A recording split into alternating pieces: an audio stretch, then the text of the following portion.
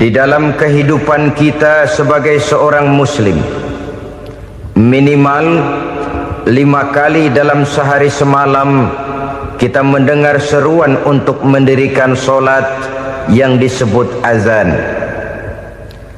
Ada kalimat menarik di dalam kalimat azan itu, yakni seruan hayya 'alal falah, marilah menuju kepada keberuntungan, marilah meraih kemenangan.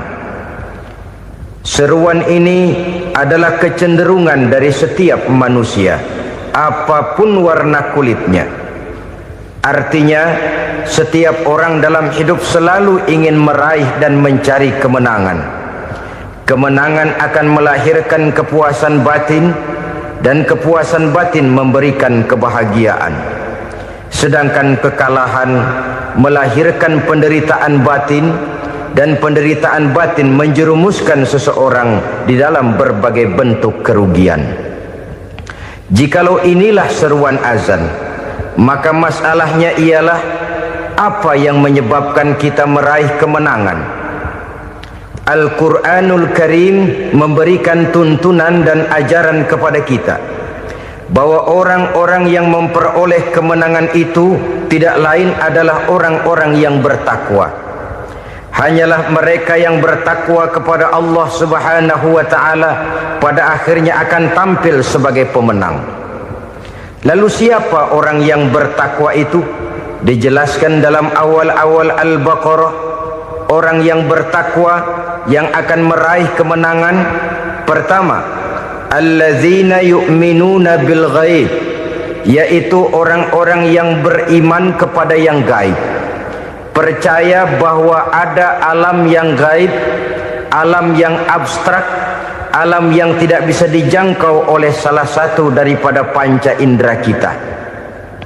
Mereka percaya dan beriman kepada adanya malaikat, beriman kepada adanya iblis dan jin, beriman kepada adanya alam kubur, beriman kepada adanya alam mahsyar, beriman kepada adanya alam akhirat, beriman kepada adanya surga dan neraka.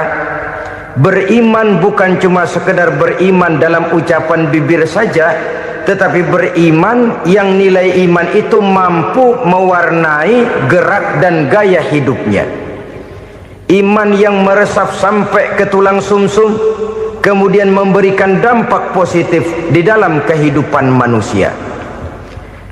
Alam, kita tahu, adalah sesuatu yang selain Allah, dan Allah bukanlah alam. Apapun namanya selain daripada Allah, itu adalah alam. Alam pada hakikatnya terbagi menjadi dua.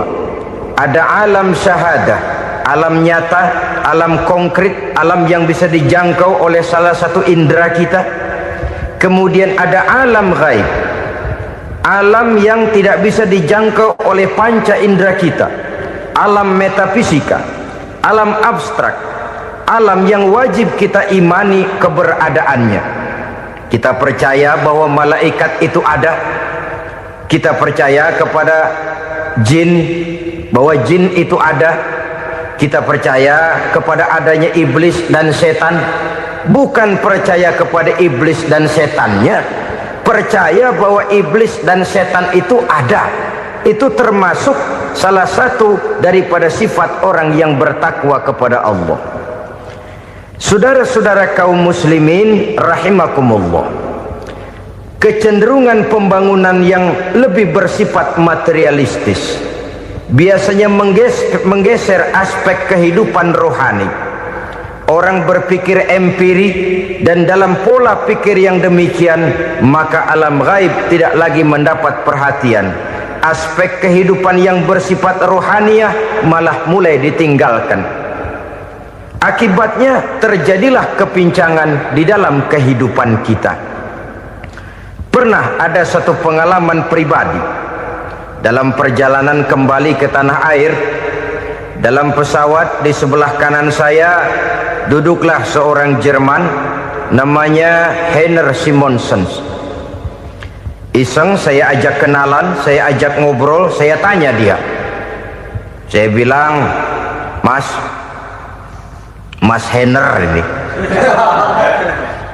Kalau pesawat yang kita tumpangi ini jatuh ke bawah, kira-kira apa yang bakal terjadi, Mas? Dia bilang, kita semua akan mati. Begitu? Ya. Oke. Apa itu mati? Tanya saya. Dia bilang, untuk tahu apa itu mati, kita harus tahu lebih dahulu apa itu hidup. Saya pikir nih bule bisa ngomong juga. Baiklah kata saya. Apa hidup menurut Anda itu? Oh, hidup itu dia bilang, kalau seluruh anggota badan kita bekerja secara normal, paru-paru memompa darah secara normal, jantung berdetak secara normal, sel-sel tubuh bekerja secara fit, dan organisme tubuh hanya mau bekerja secara normal, dia bilang, kalau kita memberi makan yang cukup, menu yang teratur, dan gizi yang lengkap. Saya bilang, kesimpulannya apa, Ner? Dia jawab, hidup adalah dari tangan ke mulut. Life is from the hand to the mouth, kata dia. Hidup adalah dari tangan ke mulut. Jadi masalah hidup tidak lebih daripada masalah isi perut. Orang pergi pagi, pulang sore, peras keringat, banting tulang, perut yang dibelain. Saya bilang, you are wrong. Sampean salah, Ner. Kamu orang Islam bukan? Bukan. Pantas. Kenapa saya salah? Dia bilang, ya jelas salah. Salahnya di mana? Kamu ini manusia. Kalau hidup cuma dari tangan ke mulut, saya bilang, kambing di kampung saya juga begitu pikirannya, Ner. Itu kambing di kampung saya, asal perutnya kenyang, sudah hidup dia. Perkara besok bagaimana, lusa prospeknya macam mana, bulan depan ada apa, kambing nggak pernah mikir. Di kampung saya kambing juga pikirannya begitu. Kamu Kristen ya? Tadinya. Loh kok tadinya, lalu apa sekarang kamu ini? Dia bilang, sekarang saya netral. Saya tidak beragama, tapi saya percaya kepada Tuhan sebagai pencipta alam. Saya ingat benar dia bilang, I haven't any religious, but I believe to God as the creator of the world. Kenapa bisa netral begitu, Ner? Habis saya bingung katanya. Islam bilang Islam baik, Kristen bilang Kristen baik, Hindu Buddha bilang Hindu Buddha baik, semua agama baik. Saya netral sekalian, nggak beragama. Yang penting saya percaya kepada Tuhan. Saya bilang, Ner, kamu ini kayak orang mau beli celana, lalu bingung. Yang satu bilang Levi's bagus, yang satu bilang Blue Jean hebat, yang satu bilang Wool England hebat. Celana ini hebat, celana itu bagus, celana ini hebat, semua celana bagus, kamu bingung. Akhirnya netral, tidak pakai celana. Itu juga salah. Saya pikir-pikir, kemudian saya melihat bahwa dua pola berpikir Henner ini nampaknya sudah mulai menggejala di lingkungan masyarakat bangsa kita. Disadari atau tidak, secara jujur kita harus berkata, dua pola pemikiran Henner ini mulai berkembang di tengah masyarakat bangsa kita. Pertama, pola pikir materialisme. Hidup adalah dari tangan ke mulut. Masalah hidup tidak lebih masalah isi perut. Itu yang perlu dibela, dan disitulah arti kehidupan. Pergi pagi, pulang sore, peras keringat, banting tulang untuk mempertahankan perut. Kalau sudah kemari cara orang berpikir, maka buat apa percaya kepada yang gaib?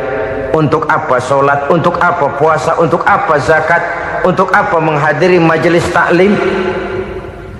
Tanpa kepercayaan kepada yang gaib, hidup berjalan menurut alur empiris dan materialis. Kalau sudah ke sana cara orang berpikir, biasanya orang lalu cenderung menghalalkan segala cara. Hanyalah orang yang percaya bahwa akhirat ada, hanyalah orang yang percaya bahwa alam kubur itu ada, hanyalah orang yang percaya bahwa malaikat itu ada, hidupnya akan lebih terarah dan terkendali. Karena kepercayaan kepada yang gaib, yang merupakan fase daripada kehidupan setelah hidup yang sekarang ini, mewarnai gerak pribadi seseorang di dalam dia melakukan kegiatan hidupnya. Pola berpikir materialisme, disadari atau tidak, mulai menggejala di lingkungan masyarakat bangsa kita. Hidup tidak lebih dari urusan tangan ke mulut, mulut ke tangan, tangan ke mulut. Asal perut sudah kenyang, hiduplah sudah. Perkara bagaimana prospek hari yang akan datang, bagaimana akhirat, tidak jadi persoalan. Ini yang oleh Nabi diperingatkan, ad-dunya sijnul mu'min wa jannatul kafir. Dunia adalah penjara bagi orang beriman dan surga bagi orang kafir. Dulu di zaman Belanda hadis ini pernah disalah tafsirkan, disalah artikan, digunakan sebagai senjata untuk mengkebiri dan membuat impoten umat Islam.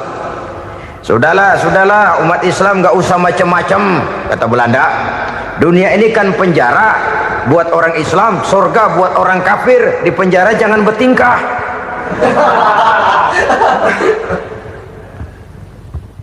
Pengertiannya tidak begitu.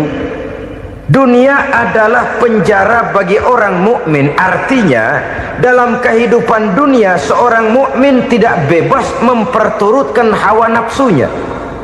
Di penjara hawa nafsunya. Sebaliknya surga bagi orang-orang kafir. Buat orang kafir surgalah dunia ini.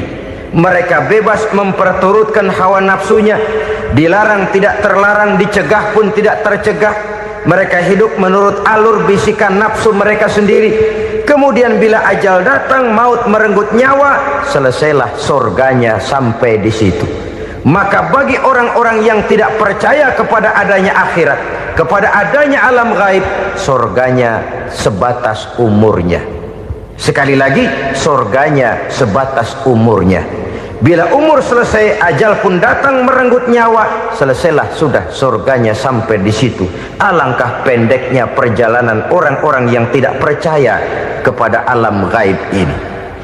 Bagi kita mukmin, jikalau kita mampu memenjarakan hawa nafsu, kita bisa bahagia di dunia ini. Dan Islam memang tidak menyuruh kita sengsara di dunia. Raih dunia, kejar dunia, gapai dunia sebagai alat untuk mencapai kebahagiaan di akhirat nanti. Hidup adalah satu perjalanan panjang yang terbentang sejak kita terlahir dari alam rahim sampai kepada alam akhirat nanti. Andai kata kita gagal meraih kebahagiaan di dunia, toh kita masih punya akhirat. Tapi jangan jadi dalil yang melemahkan semangat. Biarin dah kita di dunia kebelangsak, yang penting akhirat. Akhirnya dunia benar-benar kebelangsak. Bagaimana dunia ini bisa kita raih, dan bagaimana meraih dunia untuk menunjang kepentingan akhirat nanti. Yang kedua, dari pikiran Heiner yang saya lihat menggejala di lingkungan masyarakat bangsa kita, timbulnya manusia-manusia netral. Seolah-olah Tuhan yes, agama no. Sama Tuhan percaya, agama ogah. Tuhan ngangguk, giliran agama godeng. Padahal hampir dalam setiap ayat dalam Quran, kata-kata amanu biasanya bergandeng dengan wa amilus sholihat, iman dan amal soleh. Ini sebagai isyarat Tuhan dan agama jangan pernah dipisah-pisah. Apabila kita bertuhan, maka kita harus beragama. Apabila kita beragama, maka agama itu harus bersumberkan dari Tuhan yang kita imani itu. Tidak mungkin kita pisah, Tuhan yes, agama no. Sama Tuhan percaya tapi agama bikin sendiri. Sembayangnya cukup bengong 2 jam madep mulon.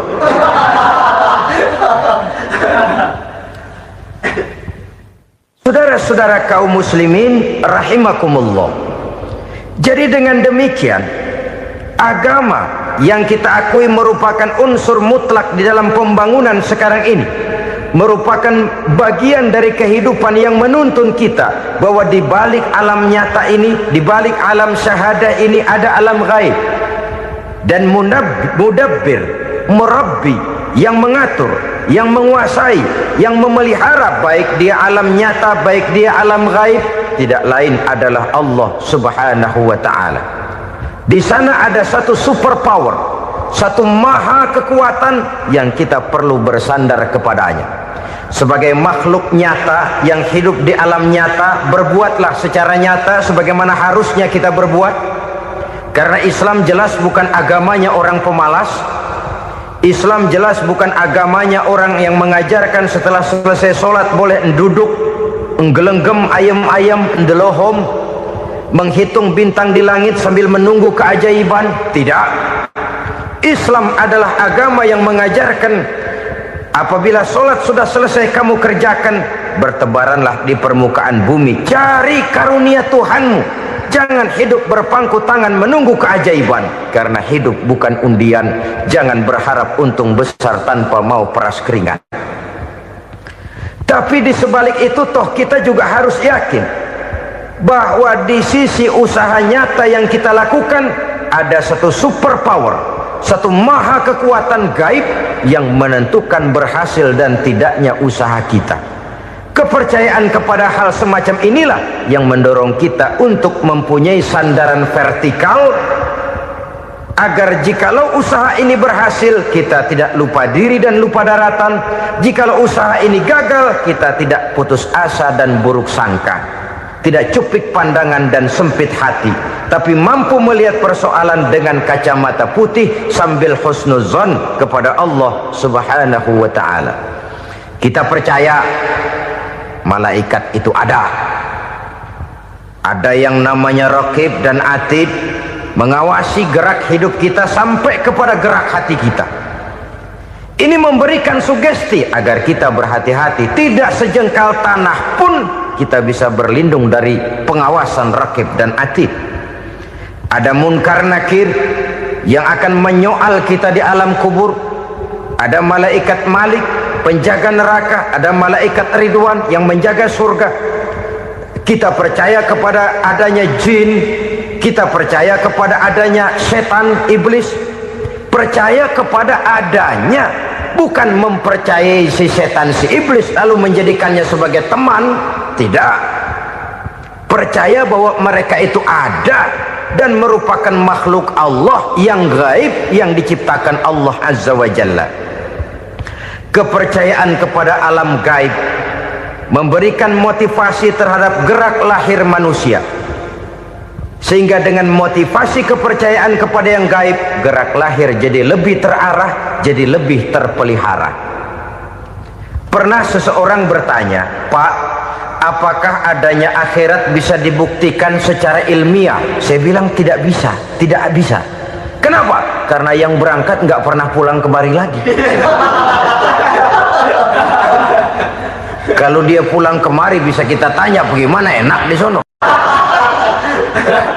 Cuma secara moral saya katakan, lebih beruntung orang yang percaya kepada akhirat daripada yang tidak. Sekarang saudara percaya akhirat ada, lalu saudara baik-baik di dunia, sholat, puasa, zakat, menolong orang lain, menebarkan kebajikan. Saudara mati, andai kata akhirat tidak ada, toh dalam hidup saudara sudah berbuat baik. Paling tidak nama saudara akan dikenang sebagai orang baik. Sebaliknya, saudara percaya, kata saya, bahwa akhirat tidak ada, lalu hidup semau-maunya, tenggelam dalam maksiat dan munkarat, menentang Allah, tidak mau ruku dan sujud. Lalu saudara mati, kemudian akhirat ada, ayo mau apa? Bekal tidak punya. Jadi secara moral lebih beruntung orang yang percaya kepada adanya akhirat daripada yang tidak percaya. Dan itu alam gaib yang tidak bisa dibuktikan secara eksat. Jangankan untuk membuktikan seperti itu, dalam kehidupan sehari-hari saja yang kita rasakan tidak selalu berbentuk toh. Angin, bagaimana sih bentuknya angin? Kita tidak tahu. Merah, buktinya kalau dikerok merah. Yang merah itu kulit, yang kulit kita bukan anginnya. Sakit, rasa sakit itu ada, tapi bagaimana bentuk sakit kita nggak pernah tahu. Kalau kita makan cabai pedas, bagaimana bentuk pedas itu tidak ada, tapi rasa ada. bentuk pedas hijau, cabenya bukan pedasnya. Tidak semua yang kita rasakan bisa kita gambarkan dalam bentuk yang konkret. Oleh karena itu, sekali lagi bahwa kepercayaan kepada alam yang gaib mampu memberikan satu sugesti yang menata kehidupan seseorang lebih lurus, lebih terarah, dan lebih terkendali. Maka wajar kalau kepercayaan kepada yang gaib mengantarkan seseorang untuk meraih kemenangan. Kenapa? Dia percaya kepada yang gaib, bahwa akhirat ada, bahwa alam kubur ada, bahwa pertanggungan jawab itu ada. Maka dia lalu tidak hidup saenae udele dewe, itu loh. Tidak hidup menurut seleranya sendiri, terarah, teratur. Ini cirinya yang pertama. Orang bertakwa yang akan meraih kemenangan, mereka beriman, mereka percaya kepada yang gaib. Bahkan hal-hal konkret saja selalu berangkat dari yang gaib. Saudara-saudara, para remaja, para pemuda sekarang ini tidak pernah tahu toh siapa yang akan jadi teman hidup saudara. Kita bisa saja ngerancang, mentargetkan, tapi toh akhirnya yang namanya jodoh bukan kekuasaan kita. Rezeki di luar kemampuan kita. Begitu juga ajal, maut, jodoh, ajal adalah contoh-contoh konkret bahwa pada akhirnya yang gaiblah yang menentukan. Bertahun-tahun ngelancong, emang jodoh seret nggak jadi.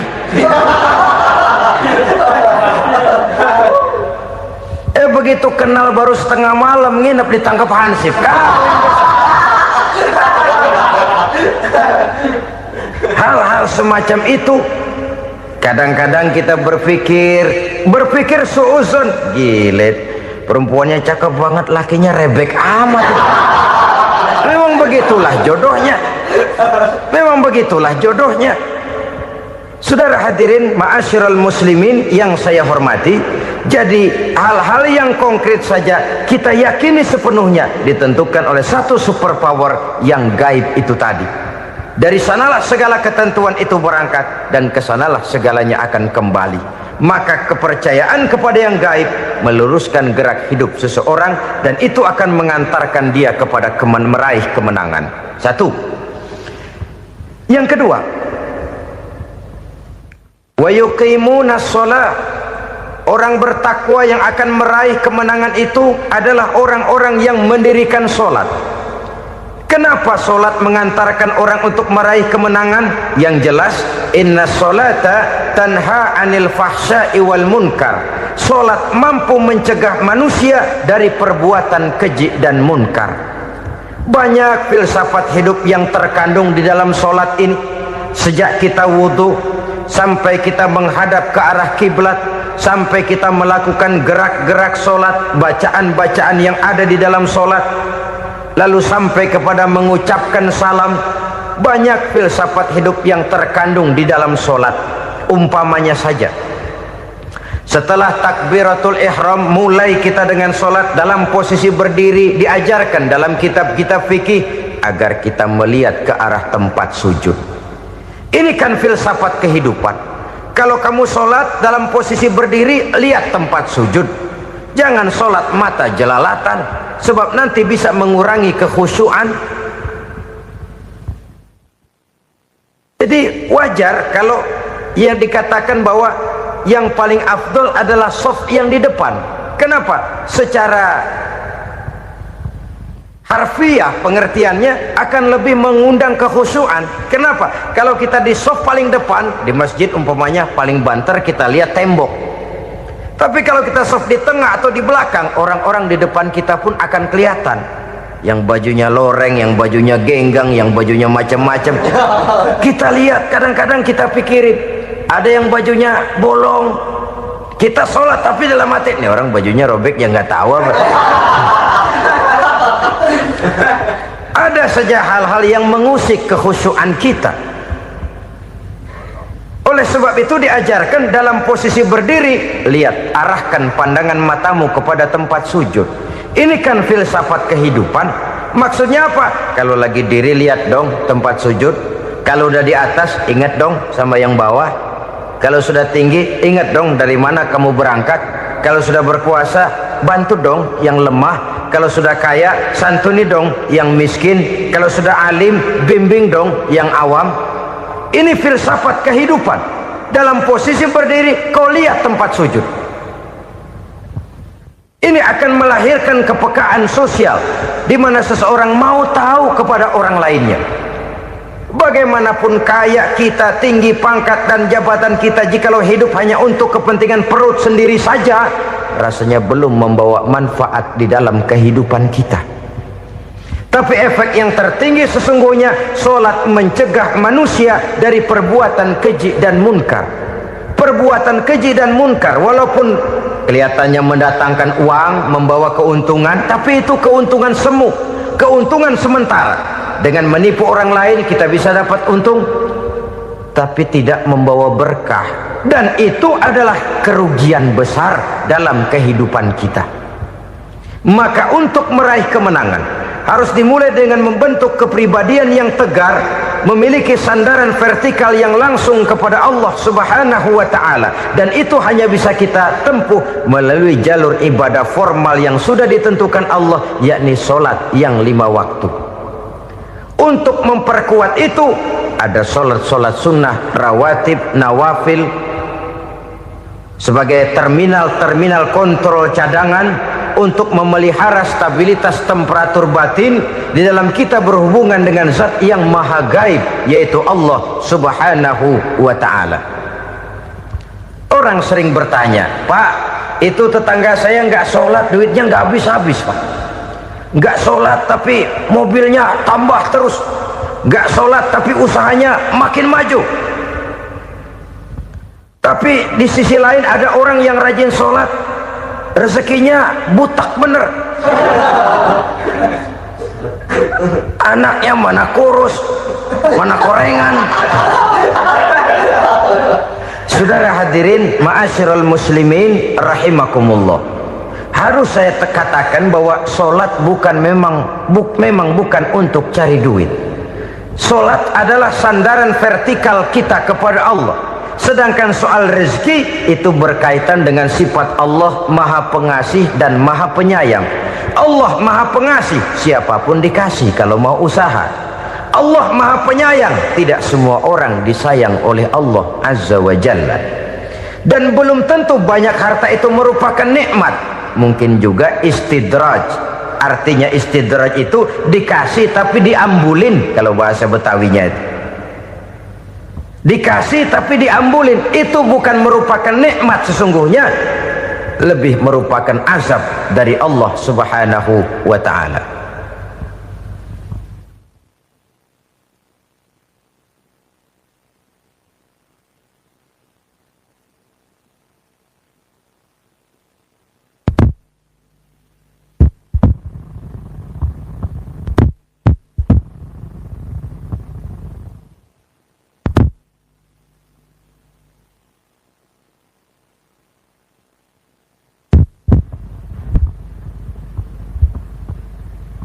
Agama mempunyai sistem solat, dan kita umat Islam telah dituntun oleh Allah Subhanahu wa ta'ala yang wajibnya 5 kali dalam sehari semalam mendirikan solat, dan itu tentu berada dalam jangkauan kemampuan manusia.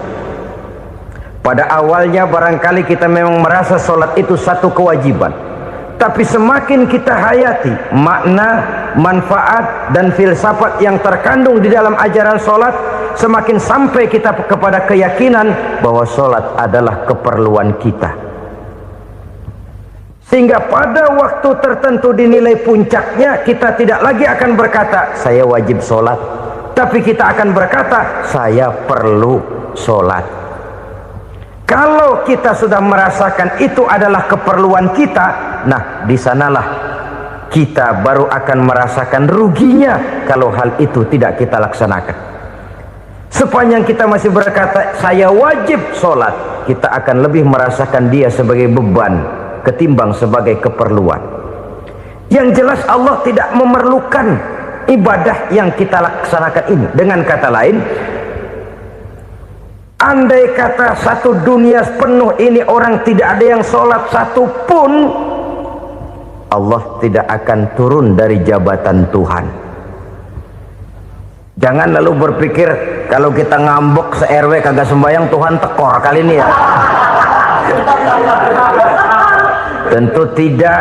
Itu perlunya kita, bukan perlunya Allah. Dan pada induknya kita akan berkata, saya perlu agama.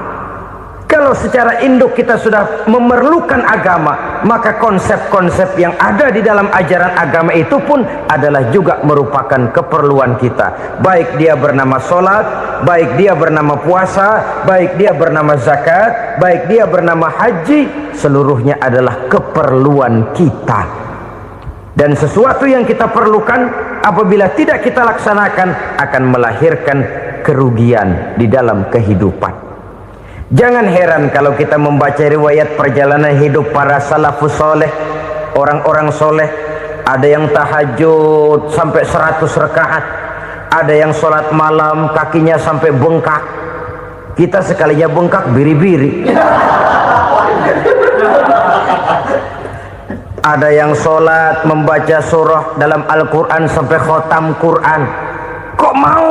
Mereka sudah merasakan itu keperluan. Itu saja soalnya. Satu saat pun jikalau kita merasa bahwa itu keperluan saya, kita pun akan melaksanakan seperti itu. Keperluan saya dalam kehidupan. Inilah yang kedua. Yang ketiga, orang bertakwa yang akan meraih kemenangan itu, wa mimma razaqnahum yunfikun. Mereka membelanjakan sebagian daripada rezeki yang diberikan Allah kepada mereka. Mereka infakkan di jalan Allah. Ada satu dialog menarik. Satu hari seorang anak muda bertemu dengan seorang kakek-kakek yang sudah dikenalnya baik. Bertanyalah anak muda ini, "Kek, umur kakek berapa tahun?" 15 tahun, kata si kakek. Anak kakek berapa orang? 1.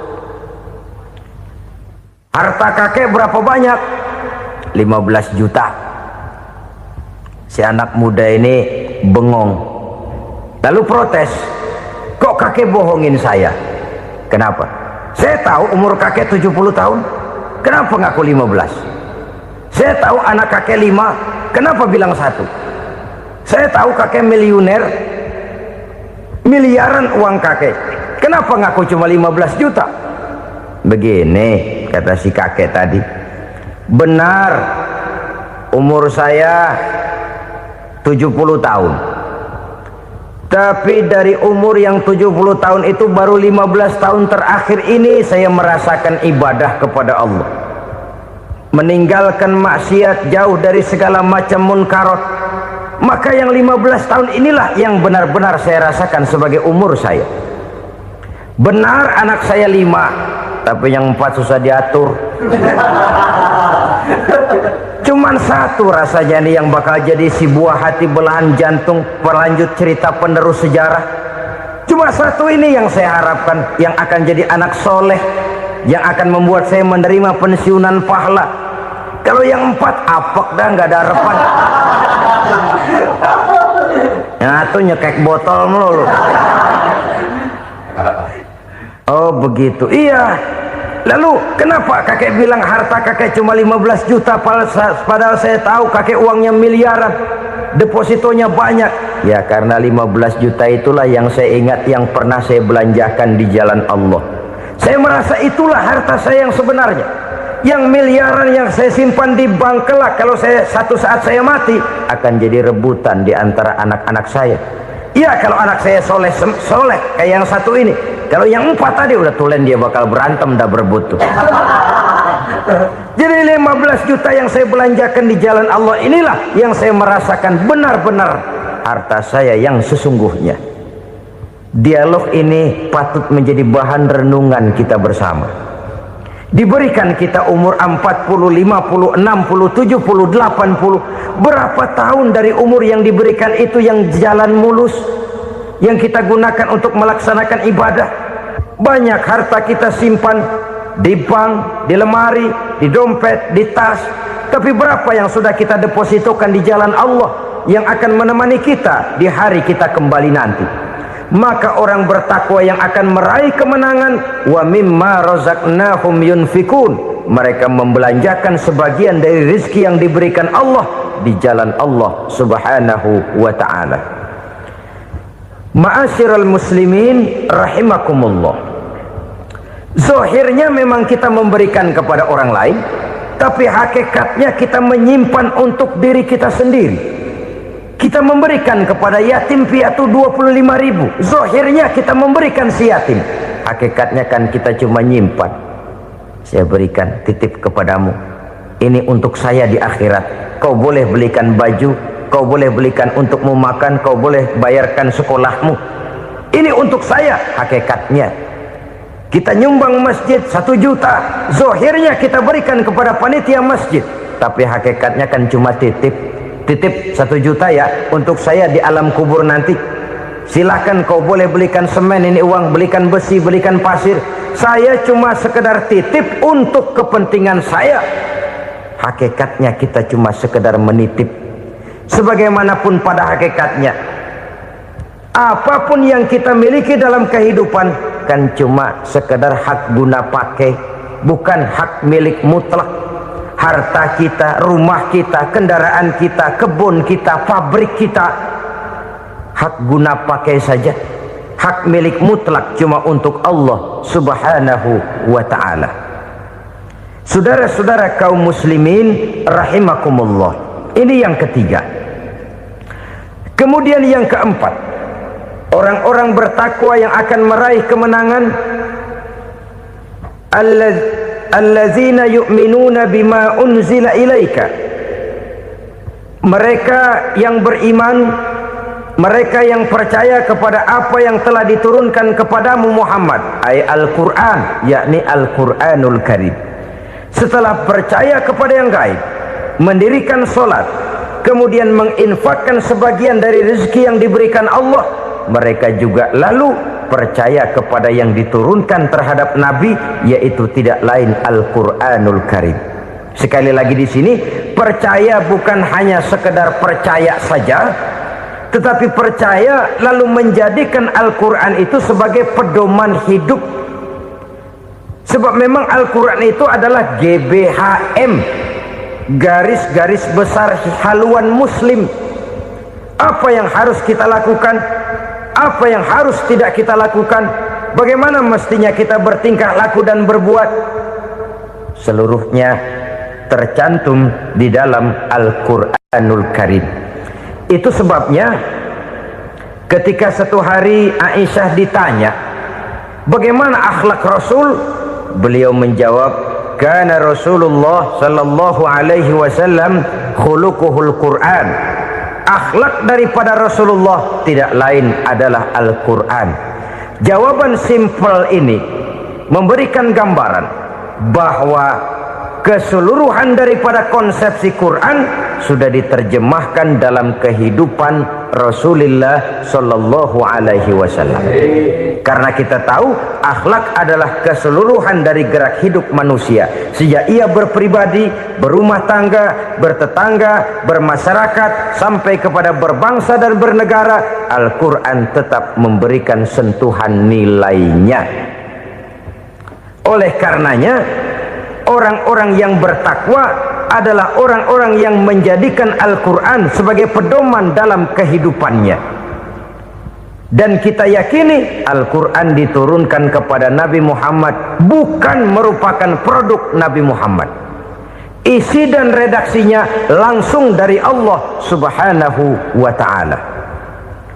Kemudian cirinya yang kelima, orang bertakwa yang akan meraih kemenangan itu, wa ma unzila min qablika, tidak hanya sekedar percaya kepada yang diturunkan terhadap Nabi Muhammad yaitu Al-Quran, mereka juga percaya kepada apa yang pernah diturunkan kepada para nabi, kepada para rasul sebelum Nabi Muhammad. Percaya kepada adanya suhuf, percaya kepada adanya Taurat, percaya kepada adanya Injil, percaya bahwa Allah dahulunya sudah menurunkan Taurat kepada Musa, percaya bahwa Allah sudah menurunkan Injil kepada Isa, percaya Injil ada, Taurat ada, diturunkan Allah untuk Isa dan Musa, tetapi tidak wajib mengamalkannya karena kita sudah diberikan Al-Quranul Karim. Ini yang perlu saya garis bawahi. Kita percaya Allah telah menurunkan Injil dahulu kepada Isa. Kita percaya bahwa Allah telah menurunkan Taurat dahulunya kepada Nabi Musa. Kadang-kadang ini dijadikan dalih, dikacaukan pengertiannya. Quran saja mengajarkan bahwa orang yang bertakwa harus percaya kepada Injil, maka pakailah Injil. Apalagi kalau ayat sebelumnya ditilap, dihapus, dihilangkan, Injilnya yang ditekankan, maka akan terjadilah penekanan yang salah arah. Karena salah arah akhirnya bisa merusak dan menghancurkan akidah. Ketika Rasul suatu saat pernah ditanya orang, "Ya Rasul, bagaimana sikap kita sebagai muslim terhadap Injil yang ada sekarang?" Beliau menjawab, "La tukadzibuhu jami'an wa la tusaddiquhu jami'an." Jangan didustakan seluruhnya, jangan juga dibenarkan semuanya. Artinya, ini sudah merupakan gambaran dari Rasul bahwa dalam Injil yang ada sekarang masih ada ajaran-ajaran tauhid yang dibawa oleh Nabi Isa dan diajarkan kepada umatnya. Tapi juga dalam Injil yang sekarang ini sudah terkena intervensi dan investasi manusiawi. Karena itu Rasul menyimpulkan, la tukadzibuhu jami'an wa la tusaddiquhu jami'an. Jangan didustakan semua, jangan dibenarkan seluruhnya. Kita memang percaya Allah telah menurunkan Injil kepada Nabi Isa dulu, tapi kita tidak wajib mengamalkan Injil. Kita percaya Allah telah menurunkan Taurat kepada Nabi Musa, tapi kita tidak wajib mengamalkan kitab ajaran Taurat. Yang wajib kita percayai dan kita amalkan hanyalah Al-Quranul Karim. Kenapa? Oleh karena baik yang ada di dalam Taurat, baik yang ada di dalam Injil, tentu tercakup di dalam Al-Quran sebagai kitab terakhir yang diturunkan oleh Allah Subhanahu wa Ta'ala. Dan itu wajar. Kalau seorang pejabat mau mengeluarkan satu keputusan baru, tentu dia harus meninjau keputusan-keputusan lama. Andai kata dianggap tidak berlaku, dianggap tidak relevan lagi, maka keputusan-keputusan lama itu tentu sudah dianggap tidak berlaku. Sebagian daripada aturan-aturan dalam keputusan lama yang masih dianggap relevan tercantum dalam keputusan baru yang wajib diamalkan. Begitulah hubungannya antara Al-Quran, Taurat, Zabur, dan Injil. 4 kitab samawi yang diturunkan Allah masing-masing kepada Zabur untuk Nabi Daud, Taurat untuk Nabi Musa, dan Injil untuk Nabi Isa alaihi wassalatu wassalam. Ketiga-tiga kitab itu kita percayai adanya. Kita yakini Allah telah menurunkan Zabur, Taurat, dan Injil, tapi kita tidak wajib mengamalkannya. Yang wajib kita mengamalkannya sekarang ini tidak lain hanyalah Al-Quranul Karim saja, karena ia mencakup apa yang ada di dalam Zabur, apa yang ada di dalam Taurat, dan apa yang ada di dalam Injil. Keotentikannya bisa dipertanggungjawabkan. Ya, tapi kan Nabi Muhammad sudah mati 14 abad yang lalu, dan di zaman beliau Al-Quran kan belum dikodifikasikan, belum ditulis. Bagaimana keotentikannya bisa dipertanggungjawabkan? Mudah saja. Allah berjanji, inna nahnu nazzalna dzikra wa inna lahu lahafizun. Kami yang menurunkan Al-Quran dan kami yang akan menjaga dan memeliharanya. Allah turunkan Quran, Allah menjaganya. Bagaimana cara Allah menjaga Al-Quran itu? Banyaknya orang-orang yang hafaz Al-Quran. Hafaz Al-Quran 30 juz, 114 surah, 6.666 ayat. Sehingga jangankan satu kata, jangankan satu ayat, satu kalimat saja berubah sudah akan timbul reaksi dan mudah dimengerti. Kenapa? banyak orang-orang yang hafaz Al-Quran. Sedangkan pada setiap akhir tahun biasanya malaikat Jibril selalu mengadakan checking terhadap ayat-ayat yang diturunkan pada waktu itu. Di zaman Nabi sendiri sudah ada usaha kodifikasi. Dan yang lebih luar biasa lagi, sampai hari ini tidak seorang pun mampu membuat satu ayat saja semacam Al-Quran. Ke bahasa manapun dia diterjemahkan, naskah aslinya tetap ikut, rujukan dasarnya tetap ada. Berdasarkan itu, maka tidak mungkin terjadi penyelewengan terhadap atau pemalsuan terhadap ayat-ayat Al-Quranul Karim. Kesuciannya, keotentikannya, kemurniannya bisa dipertanggungjawabkan. Ma'asyiral muslimin rahimakumullah. Oleh karenanya, konsepsi dasar daripada ajaran Islam ini memang tidak lain adalah Al-Quran dan Sunnah. Isi daripada agama Islam yang merupakan iman, Islam dan ihsan, konsepsi dasarnya tidak lain adalah Al-Quran dan Sunnah Rasulullah Sallallahu Alaihi Wasallam. Maka yang kita perlukan sekarang ini adalah terjemahan Al-Quran di dalam kehidupan kita. Dengan demikian, maka gaya kehidupan yang lebih Qurani itulah yang kita dambakan. Kita perlu memang terjemahan Quran dalam bahasa Inggris, dalam bahasa Belanda, dalam bahasa Jepang, tapi yang lebih kita perlukan adalah terjemahan Quran di dalam kehidupan kita. Konsekuen, tidak memanipulasi, ringan sama kita jinjing, berat sama kita pikul. Jangan kalau lempengan ayat Quran tuh kira-kira enak diamalin, keras teriakan kita. Giliran kira-kira ayat Quran itu mukul kepala kita sendiri, diam kita. Itu ciri yang pernah disindir Allah dalam awal-awal Baqarah juga. Ciri beragamanya orang yang munafik. Kullama adha'a lahum masyawfih, kata Allah, wa iza azlama alaihim qamu. Apabila terang mereka jalan, apabila gelap mereka berhenti. Artinya kalau kira-kira di Islam nguntungin, rame-rame pada teriak Islam. Tapi ketika diminta untuk berjuang, ketika dituntut untuk berkorban, rame-rame mengundurkan diri. Nasib agama tidak ubahnya seperti daun pisang yang dikait orang di tepi jalan lantaran tak berpayung di ketika hari hujan. Manakala hujan usailah sudah, daun itu pun dicampakkan di tepi jalan, diinjak pula orang nan lalu. Artinya orang menjadikan agama cuma sebagai lipstick, decoration only, tidak konsekuen. Hanya pada saat-saat kelihatannya Islam membawa keuntungan, rame-rame orang teriak-teriak tentang Islam. Tapi jikalau diminta berjuang, jikalau dituntut untuk berkorban, biasanya rame-rame juga mengundurkan diri.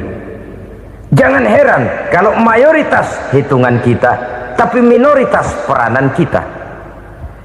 Kuantitas kita dalam jumlah, tapi dalam kualitas kita lebih sering jadi penonton daripada jadi pemain. Padahal itu sangat tidak boleh terjadi. Umat Islam di Indonesia harus bangkit. Umat Islam di Indonesia harus sadar akan keberadaannya. Tidak boleh hanya jadi penonton berpangku tangan, karena memang agama kita juga mengajarkan untuk konsekuen di dalam menjabarkan ajaran-ajaran daripada agama kita. Kita sering menjadi jatuh menjadi umat yang lemah oleh karena kita ini tidak pandai menggalang kebersamaan yang diakibatkan tidak konsekuennya kita. Diistilahkan bahwa umat Islam di dalam menggalang kebersamaannya itu harus seperti orang main sepak bola. Saudara-saudara kan tahu orang main sepak bola itu. Orang main sepak bola, kalau pertandingan belum dimulai sih silakan saja kumpul di luar lapangan, atur strategi yang baik. Tapi kalau pertandingan sudah dimulai, turun ke lapangan hijau, jangan kumpul terus. Ada sepak bola gotong royong, mundur-mundur rame-rame, depan ke depan kumpul melulu mainnya. Kalah. Orang main sepak bola itu ya harus ada penyerang tengah, harus ada penjaga gawang, harus ada strikernya, harus ada kiri luarnya, kanan dalamnya yang jadi backnya. Posisi boleh bermacam-macam, tapi yang penting saling ngoper untuk menggolkan gawang lawan. Begitulah umat Islam ini. Boleh ada yang jadi pejabat, boleh ada yang jadi pengusaha, boleh ada yang jadi petani, silakan ada yang jadi seniman, ada yang jadi penyair, ada yang jadi artis sekalipun. Tapi kalau sudah berhasil menguasai bola, jangan lupa operannya. Operan itu yang langka. Kita ini muslim kadang-kadang kalau sudah memegang menguasai bola, kalau belum mau mampus, belum mau ngoper. Nanti kalau sudah nggak punya bola, baru mau ngoper. Kalau sudah dengar-dengar mau dekat pensiun, baru mau jihad, baru mau berjuang, baru mau ngurus pesantren. Tanda tangan sudah tidak laku, memo sudah tidak dihargai, baru mau berjuang. Kemarin kemana, Mas? Kita tidak pandai memanfaatkan posisi. Dengan kata lain, kalau kembali kepada persoalan kita, konsekuensi kita terhadap agama yang kita anut ini belum ideal. Kita masih lebih sering berislam ini pada saat-saat yang menurut perhitungan kita membawa keuntungan. Tapi kalau diminta berjuang, dituntut berkorban, yang itu pun hakikatnya adalah untuk kepentingan kita juga. Allah tidak pernah menuntut kita untuk jihad bagi kepentingan Allah, itu tidak. Berjuang menegakkan agama Allah, apakah untuk kepentingan Allah? Tidak. Untuk kepentingan kita. Sebab nilai-nilai jihad itu pada akhirnya akan membawa kita kepada satu kebahagiaan. Setidaknya kalau tidak di dunia, tentu di akhirat sebagai syahid.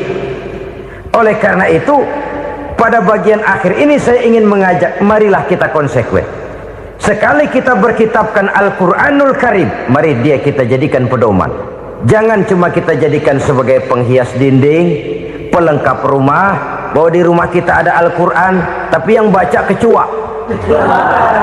Habis pada bolong tuh Quran. Yang penting kan punya Quran. Ditaruh di pintu rumah, biar apa? Biar kuntilanak kagak masuk katanya. Ya apa itu nasib Quran, cuma kerjanya jaga pintu, ngusir kuntilanak, ngusir memedi. Bagaimana kita hidup menurut tuntunan Al-Quran? Kadang-kadang tidak pernah menjadi masalah bagi kita. Maka bagaimanakah Al-Quran akan mungkin membawa keberkahan dalam hidup kalau ajarannya kita injak-injak dalam keseharian kita? Mewujudkan gaya hidup yang lebih Qurani, itulah yang akan kita rintis di dalam kehidupan kita, bertahap, step by step, menurut kemampuan yang ada pada kita. Jika jalan ini tidak bisa kita selesaikan, percayalah akan ada generasi penerus yang akan melanjutkan usaha dan cita-cita mulia itu. Jadi percaya kepada Taurat, percaya kepada Injil, sekedar percaya Allah dahulunya sudah menurunkan itu, tapi kita tidak wajib mengamalkannya. Kenapa? Generasi Injil masa berlakunya sudah kedaluarsa. Taurat masa berlakunya sudah kedaluarsa. Injil pernah berlaku untuk orang Nasrani di zaman Nabi Isa. Taurat pernah berlaku untuk orang Yahudi di zaman Nabi Musa. Setelah generasinya berlalu, datang Rasul penutup yang membawa Al-Quranul Karim, maka Al-Quran itulah yang berlaku menjadi pedoman sampai hari akhir nanti. Jangan jauh dari Al-Quran, karena apabila ini kita lakukan, maka kita akan kembali kepada satu gaya hidup yang jauh dari tuntunan agama, dan itu artinya kita akan semakin jauh untuk meraih kemenangan. Saudara-saudara kaum muslimin rahimakumullah. Yang keenam, yang terakhir, orang-orang bertakwa yang akan meraih kemenangan itu wabil akhirati hum yuqinun. Mereka percaya, mereka yakin seyakin-yakinnya akan adanya hari akhir, di mana seseorang akan mempertanggungjawabkan seluruh perbuatannya di dalam hidup ini, dan tidak ada satu perbuatan yang bagaimana kecilnya sekalipun yang tersembunyi dalam pandangan manusia yang tidak akan dibukakan persoalannya di mahkamah Qadi Rabbul Jalil di akhirat nanti. Itulah sebabnya maka percaya kepada akhirat disebut secara khusus. Padahal di awal tadi sudah dijelaskan yu'minuna bil ghaib, percaya kepada alam gaib, dan alam gaib ini termasuk akhirat. Kenapa pada bagian akhir disebut lagi akhirat? Karena ternyata bahwa kepercayaan kepada adanya akhirat merupakan induk dari kepercayaan terhadap adanya malaikat, setan, jin dan lain sebagainya, dan akan lebih memberikan sugesti dalam kehidupan manusia untuk meluruskan gerak hidupnya. Jikalau satu saat tergerak hati akan berbuat kejahatan, ingin mencuri, sadarlah, awas ada akhirat. Sebab kalau kita cuma teriak awas ada polisi, itu cuma tertunda sementara. Begitu polisi meleng, embat. Kalau kita ingin berbuat jahat cuma berteriak awas ada hansip, cuma sementara hansip itu ada. Tapi kalau ceritanya awas ada akhirat, mau menyeleweng awas ada akhirat, mau berjudi awas ada akhirat, mau mencuri awas ada akhirat. Keyakinan yang akan meluruskan gerak hidup manusia sehingga gerak itu jadi lebih terarah dan terkontrol, tidak merugikan baik diri sendiri, lebih-lebih orang lain. Ternyata bahwa kepercayaan kepadanya adanya hari akhirat sanggup menjadi sumber daya kontrol dari kehidupan manusia, sehingga ia tidak terjebak dalam perbuatan maksiat dan munkarat. Saudara-saudara kaum muslimin, inilah saja yang kita bicarakan pada pertemuan kali ini. Semoga Allah subhanahu wa ta'ala memberikan kekuatan zahir dan batin kepada kita untuk dapat meraih kemenangan dengan beriman kepada yang gaib, mendirikan solat, membelanjakan sebagian dari rezeki yang diberikan Allah, percaya kepada Al-Quran, beriman kepada kitab-kitab yang diturunkan sebelum Al-Quran, lalu meyakini adanya hari akhirat. Saya percaya kepada sesuatu yang saya mengerti, sesuatu yang boleh dipelajari sejak TK sampai perguruan tinggi, sejak anak-anak sampai kakek nenek. Saya bukan percaya kepada sesuatu yang saya tidak mengerti tapi yang harus saya percaya. Saya justru percaya kepada sesuatu yang memang saya mengerti. Saudara-saudara, demikianlah bahwa Tuhan dalam Islam adalah Tuhan yang terbuka, rasional, boleh dipelajari sejak kakek-kakek sampai anak-anak, sejak TK sampai kepada perguruan tinggi. Lalu yang kedua, masih menurut kata dia, saya adalah pengagum Amerika, dia bilang, sebagai penegak hak-hak asasi manusia, sebagai pahlawan demokrasi yang pagi-pagi sudah mencanangkan di dalam dia punya Declaration of Independence bahwa semua manusia dilahirkan sama, all men are created equal. Saya kagum dengan itu, sampai pada satu saat menurut cerita dia, saya berada di New York, saya mau masuk sebuah restoran, saya tertegun ketika saya akan masuk. Di pintu restoran itu tertulis white only, white only, hanya melayani kulit putih. Artinya sing kulite ireng minggir. Saya gelo, saya nelongso, bahasa Inggrisnya. Katanya all men are created equal, semua manusia dilahirkan sama. Lah ini kok tegel-tegele, kok sampai hati bikin tulisan hanya melayani kulit putih. Sampai saya melihat dalam Islam ini betapa si kulit putih dan si kulit hitam duduk saling berdampingan. Masjid menjadi simbol semangat kebersamaan mereka. Siapapun masuk masjid, buka sepatu. Di sana mereka menghadap ke arah yang sama, menyembah Allah Tuhan yang sama, mengikuti cara Rasul yang sama, melakukan gerak yang sama, membaca bacaan yang sama, dengan bahasa yang sama. Persaudaraan seperti inilah yang lama saya dambakan. Ini kenapa saya memilih Islam.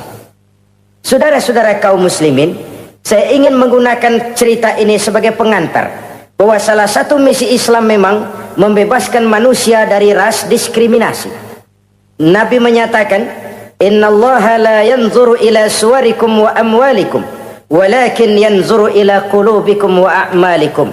Sungguh Allah tidak melihat tampangmu, Allah tidak melihat potonganmu, Allah juga tidak melihat hartamu. Yang Allah lihat adalah hati dan amal perbuatanmu. Islam membebaskan manusia dari ras diskriminasi.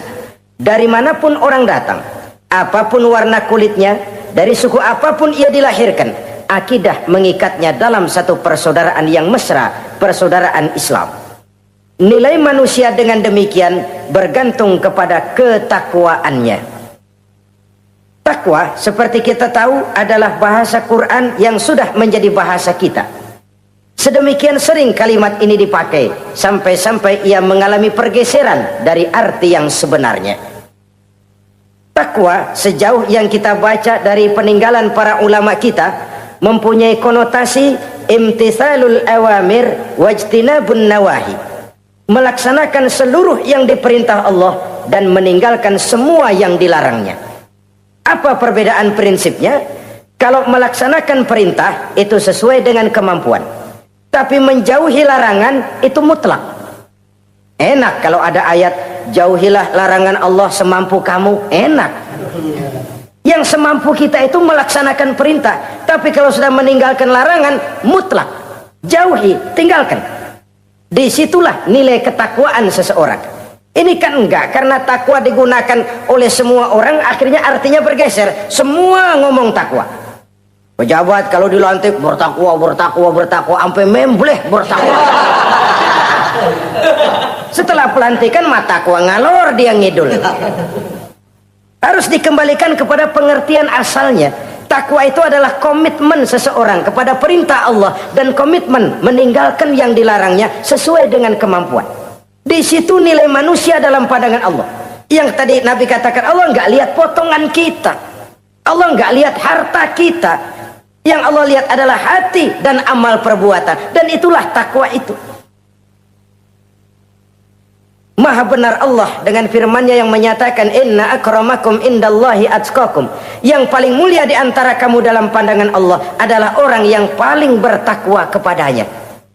Sering sekali sekarang ini kalimat agama digunakan untuk maksud yang tidak sama dengan maksud agama. Ya contoh kalimat takwa ini. Atau misalnya kita baca iklan, telah berpulang ke rahmatullah dengan tenang. Kalau dengan tenangnya sih boleh dah, mana ada orang mati kelojotan. Tenang. Tapi ke rahmatullah. Rahmatullah itu kan artinya kasih sayang Allah. Kasih sayang Allah itu kan surga. Kalau bajingan mati, enggak ke rahmatullah pulangnya. Kalau mau jujur mestinya telah pulang ke neraka. Kalau mau jujur, kalau mau pakai bahasa netral sopan, telah berpulang. Begitu sajalah. Pulang kemana? Ya sesuai dengan amalan dia. Tapi kita kadang salah kaprah menggunakan kalimat rahmatullah untuk yang tidak baik. Termasuk di dalamnya penggunaan kalimat takwa ini. Padahal disinilah nilai manusia dalam pandangan Allah. Kalau manusia dinilai dari potongannya, bintang film nomor 1 masuk surga. Kalau manusia dinilai dari hartanya, konglomerat nomor 1, kita mau belakangan, buncit banget gitu. Allah maha benar. Yang paling mulia di antara kamu dalam pandangan Allah, yang paling bertakwa kepadanya. Nah, apa sih sifat-sifat orang takwa itu? Ini yang akan kita bicarakan pada pertemuan kali ini. Berangkat dari surah Al-Baqarah ayat 3 sampai dengan ayat 5. Kita akan melihat 5 tanda orang-orang takwa itu. Apa dia? Pertama, allazina yu'minuna bil ghaib. Orang yang bertakwa adalah orang yang beriman kepada hal-hal yang gaib. Kita tahu bahwa yang ada ini kan cuma 2 saja pada hakikatnya. Pertama Allah, dan yang kedua alam. Allah adalah apa yang selain alam. Yang selain alam itu ya Allah namanya. Allah itu bukan alam, dan alam bukannya Allah. Allah disebut Khalik, alam disebut makhluk. Kemudian alam ini kan ada 2 macam. Ada alam nyata, ada alam gaib. Ada alam syahadah, ada alam gaib. Alam nyata kita sebut dengan alam fisika, dan alam gaib kita namakan dengan alam metafisika. Termasuk dalam alam gaib ini kita wajib beriman. Akhirat, alam gaib, kita percaya akhirat itu ada. Alam kubur, alam gaib, kita yakini keberadaannya. Malaikat, alam gaib. Jin, alam gaib. Setan, genderuwo, memedi, kuntilanak, tuyul. Kita percaya kepada iblis, percaya bahwa iblis itu ada. Kita percaya kepada malaikat, percaya bahwa malaikat itu ada. Dan kepercayaan ini sudah nature. Kalau kita lihat dalam dunia animisme, orang dahulu menyembah pohon sebenarnya kan karena dia percaya bahwa pohon punya kekuatan. Kekuatan itu yang disembah untuk mengharap manfaatnya atau terhindar dari bahaya yang bisa ditimbulkannya. Orang menyembah api karena percaya di balik api itu ada kekuatan. Orang menyembah lautan begitu, orang menyembah gunung begitu. Nah, Islam mengarahkan ini kepada hal-hal yang lebih konkret. Percaya kepada alam gaib. Bahwa di balik alam nyata ini ada alam yang tidak nyata. Apakah itu namanya akhirat, alam barzah, malaikat, jin, itu semua termasuk di dalam alam yang gaib. Orang yang bertakwa, alladzina yu'minuna bil ghaib. Dia percaya kepada yang gaib-gaib itu. Percaya tentang adanya. Bukan percaya kepada iblis, lalu ngikutin si iblis, bukan. Kita percaya yang namanya iblis itu ada. Setan itu ada, jin itu ada, malaikat itu ada, alam kubur itu ada. Sebagai makhluk yang diciptakan oleh Allah dan Allah sebagai khalik. Baik alam syahadat, baik alam gaib, penciptanya tetap Allah Subhanahu wa ta'ala. Allah menciptakan siang, Allah ciptakan malam, Allah ciptakan yang baik, Allah ciptakan yang tidak baik. Apa perlunya? Ada manfaatnya untuk keseimbangan dalam alam ini. Manusia kan diberikan kebebasan bahwa segala sesuatu sudah ditentukan Allah memang, tapi kan tidak diberitahukan ke kita. Alam naj'al lahu 'ainaini wa lisana wa syafatain. Bukankah kami berikan kamu dua mata, dua telinga, lidah? Bukankah kami berikan kamu kemampuan untuk berpikir? Kami berikan tunjukkan dua jalan yang baik, yang tidak baik. Kira-kira, manusia, ini jalan kebaikan, akhirnya akan sampai ke surga. Ini jalan kejahatan, akhirnya akan sampai ke neraka. Silakan kamu memilih. Agar kamu tidak salah pilih, kami berikan otak, kami turunkan rasul, kami turunkan wahyu, kami turunkan agama. Kalau sudah sedemikian komplitnya masih salah pilih juga, emang dasar rezeki bonyok. Dikasih otak, diturunkan nabi dan rasul, diturunkan wahyu, ditunjukkan jalan kebenaran. Malahan kata Imam Mustafa Al-Maraghi, Allah memberikan petunjuk kepada kita itu bertahap. Pertama diberikan yang namanya hidayatul ilham, insting. Insting ini tingkatan dasar yang sangat diperlukan oleh manusia. Kita bisa lapar, kita bisa sedih, kita bisa gembira, kita bisa nangis, kita bisa ketawa. Nggak ada yang ngajarin. Belum pernah saya melihat ada kursus ketawa, belum pernah. Belum pernah ada akademi pertangisan, nggak ada. Itu insting yang kita bawa sejak lahir. Dan anehnya ketawa tiap orang nggak sama, nangis tiap orang nggak sama. Itu insting. Bayangin kalau itu nggak ada, kita nggak bisa sedih, nggak bisa gembira, kita nggak bisa ketawa, nggak bisa nangis, polos hidup ini kayak boneka. Nggak ada insting. Nah, ini juga diberikan kepada binatang. Binatang kan cuma instingnya insting rendah. Binatang marah bisa marah, tapi perasaan mulia binatang nggak punya. Kepengen dipuji kan kagak ada binatang. Dia cuma punya perasaan-perasaan rendah.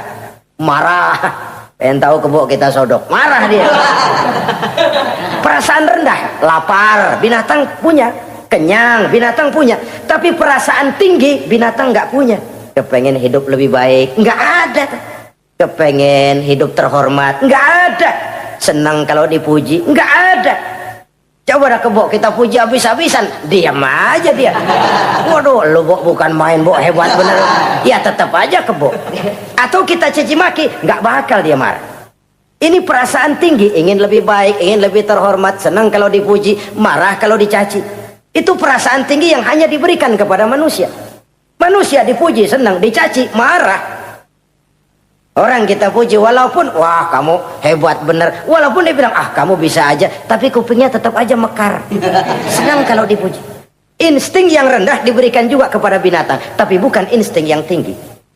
Ini petunjuk pertama. Dengan itu kita punya perasaan dasar untuk mengagumi, untuk sedih, untuk gembira dan sebagainya. Setelah insting kita diberikan panca indera yang kerjanya juga nggak sama. Penciuman dengan pendengaran dengan penglihatan kan nggak sama. Yang enak buat kuping belum tentu enak buat hidung. Orang buang angin kalau ditinjau dari segi bunyi enak buat kuping, tapi hidung kan kelabakan. Kerjanya nggak sama. Panca indera ini penting sebagai kesiapan untuk melayani insting. Persiapan melayani insting. Cukupkah? Tidak. Binatang juga diberikan panca indera. Bahkan kadang-kadang panca indera binatang lebih tajam daripada panca indera manusia. Nah, lalu diberikan yang ketiga. Ini yang membedakan manusia dari binatang. Apa? Hidayah berupa akal, pikiran. Dengan ini coba kita lihat. Manusia bikin rumah, burung bikin rumah. Tapi bandingkan rumah burung dari tahun atu, ya gitu-gitu aja. Tapi rumah manusia, Masya Allah, modelnya macam-macam. Ada yang kita dari jauh nggak ngerti, ini celengan apa rumah orang ini, bundar begini. Binatang bikin rumah, manusia bikin rumah. Binatang bikin rumah dengan insting, manusia bikin rumah dengan otak. Hasilnya berbeda. Manusia tidak punya sayap, tapi dengan otaknya dia bisa terbang lebih tinggi dari burung. Manusia tidak bernapas dengan insang, tapi dengan otaknya dia bisa nyelam lebih dalam daripada ikan. Ini kelebihan manusia dari binatang, diberikan otak. Belum cukup rupanya otak, karena otak ini penemuannya relatif. Apa yang dianggap hari ini benar, besok udah nggak benar. Apa yang hari ini otaknya bilang baik, besok dia bilang jelek. Apa yang hari ini otaknya bilang katakan jelek, besok dia bilang baik. Yang relatif tidak bisa dijadikan pegangan. Maka Allah lalu memberikan yang keempat, Hidayatuddin namanya, petunjuk berupa agama. Diberikan insting, diberikan panca indera, diberikan otak, lalu diberikan agama. Turun para rasul yang 25 itu yang merupakan mata rantai yang berkaitan, tidak terpisah. Misi samawi, semuanya sama, bersumber dari Allah yang satu itu. Setelah agama datang, masih ada yang lebih penting. Apa? Hidayah yang disebut taufik. Persesuaian kehendak antara kita dengan Allah. Kalau taufik tidak datang, kalau taufik tidak dapat, Kan'an saja anak Nabi Nuh kufur. Anak Nabi tidak dapat taufik namanya itu. Agama turun, bapaknya Nabi. Bapaknya Nabi. Azar, ayahnya Nabi Allah Ibrahim, tidak mendapat taufik. Lalu Abu Jahal, Abu Lahab, pamannya Nabi, tidak mendapat taufik. Lalu istrinya Nabi Lut tidak mendapat taufik. Bayangkan ini, anak Nabi, paman Nabi, bapak Nabi, istri Nabi. Taufik inilah yang hak prerogatif Allah. Insting semua dikasih, panca indera semua dikasih, otak semua dikasih, agama kepada semua diturunkan. Tapi taufik ini hak prerogatif Allah. Lah kita ini bersyukur, ponakan Nabi aja bukan dapat taufik. Tidak sekedar mendengar Islam, mendengar agama, tapi mengikuti agama itu sendiri. Inilah institusi-institusi yang diberikan Allah kepada kita.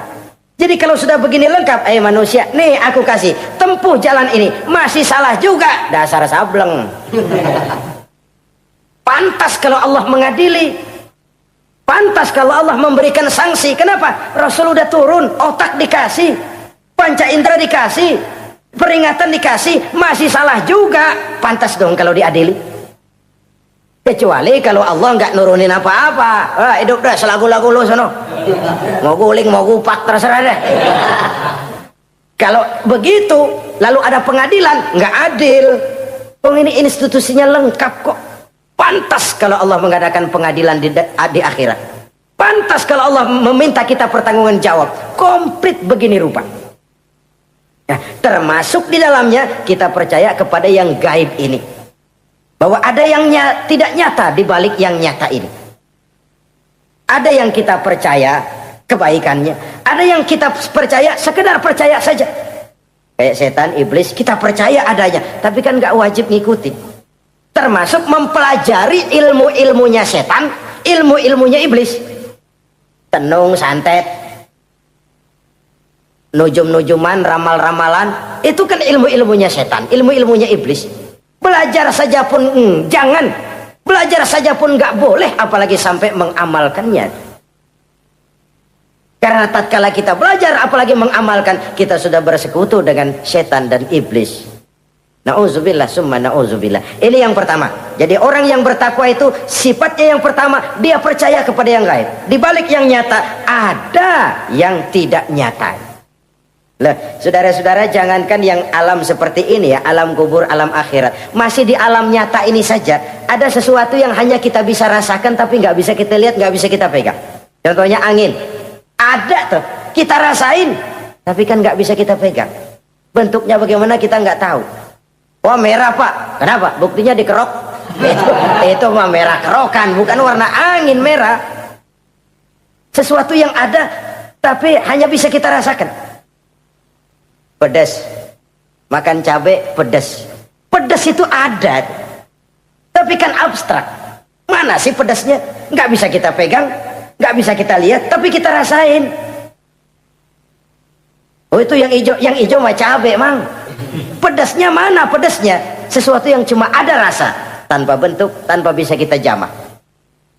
Ini satu langkah untuk mengantar kita memahami yang gaib, yang masih dalam alam nyata saja. Ada sesuatu yang kita cuma merasakan adanya, tapi kita nggak bisa lihat, kita nggak bisa pegang.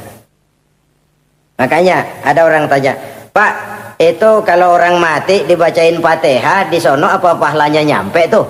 Saya jawab, kalau ente nggak percaya mati dulu dah. Mati dulu, bacain Fatihah, tungguin di sono. Kalau nggak nyampe balik lagi kemari. Long bagaimana hal-hal yang kayak begitu? Wong sholat saja kita nggak tahu sholat kita diterima atau tidak oleh Allah. Kita puasa, kita hanya melaksanakan. Allah mau terima apa tidak kita nggak tahu. Itu yang nyata-nyata, apalagi sudah berkaitan dengan hal-hal yang gaib. Ini sifat yang pertama, orang yang bertakwa, alladzina yu'minuna bil ghaib, dia percaya kepada yang gaib. Alam kubur itu ada, alam akhirat ada, malaikat ada, jin ada, surga ada, neraka ada, dan lain sebagainya. Satu. Yang kedua, orang yang bertakwa itu wa yuqimunas shalah. Setelah percaya kepada yang gaib, mereka juga mendirikan sholat. Nah, mari kita lihat ayatnya. Selalu yang berkaitan dengan sholat itu kalimatnya yuqimunas shalah, mendirikan sholat, bukan mengerjakan.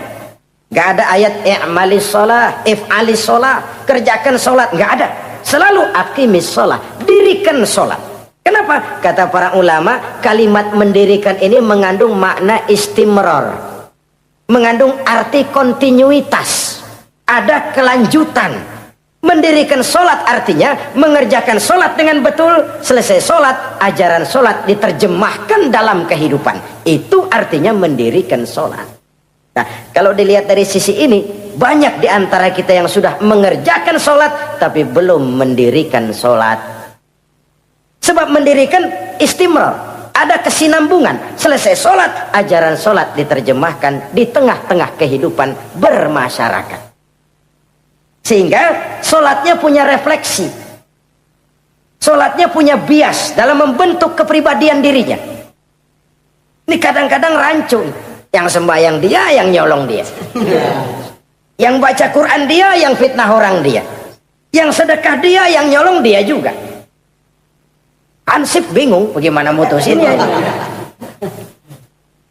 Kalau mendirikan sholat mengandung arti kesinambungan, selesai sholat, ajaran sholat diterjemahkan dalam kehidupan. Apa? Banyak tentunya.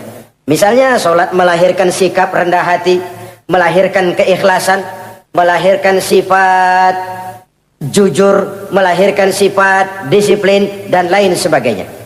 Dan itu diterjemahkan dalam kehidupan. Kita lihat, ini anggota badan kita yang paling terhormat kan kepala. Kalau bercanda sama teman, dipegang tangan, kita masih senyum.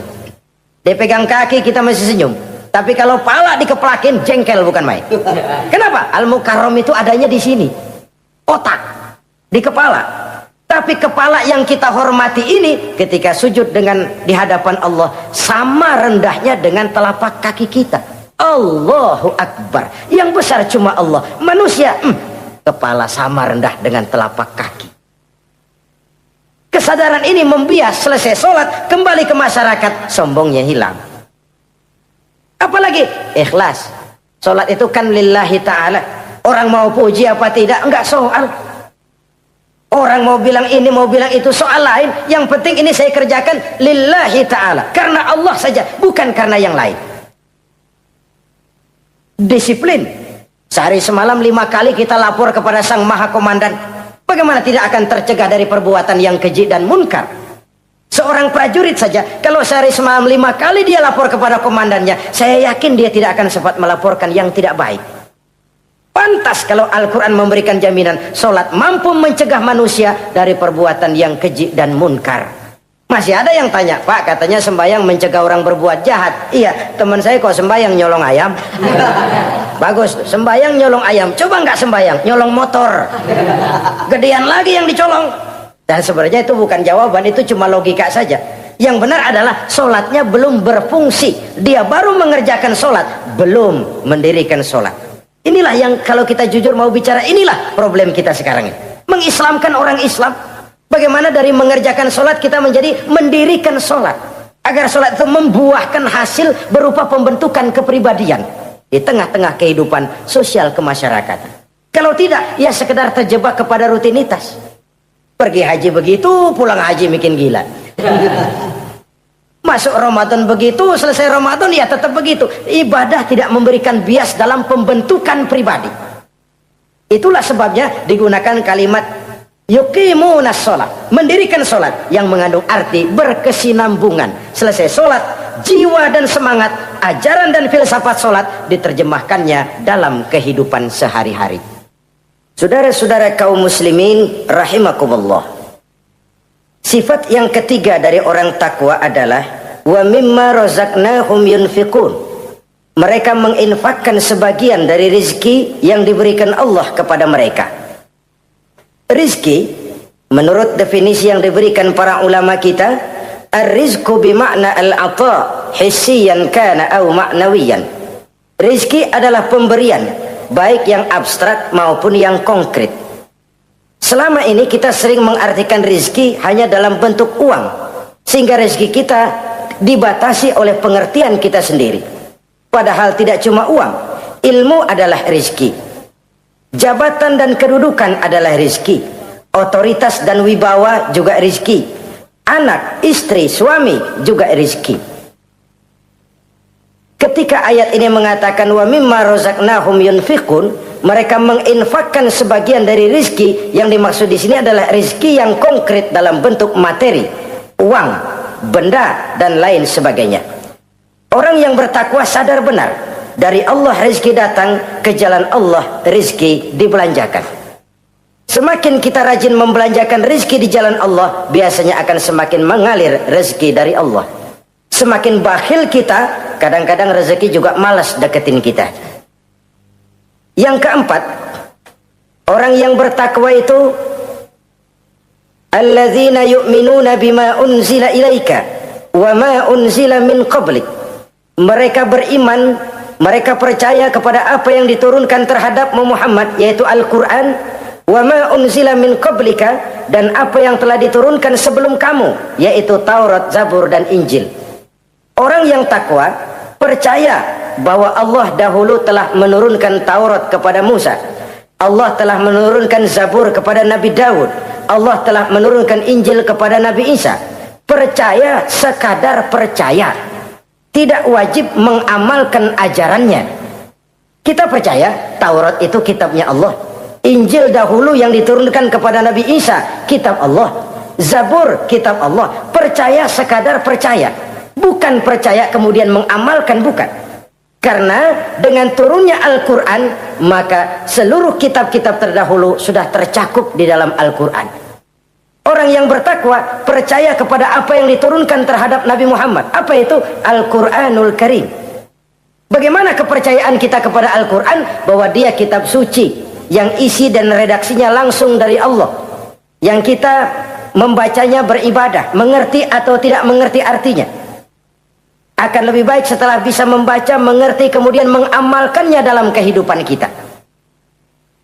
Saudara-saudara, kalau kita adakan konteks ini di mana-mana, modernisasi, globalisasi, kemajuan sering membawa pergeseran nilai.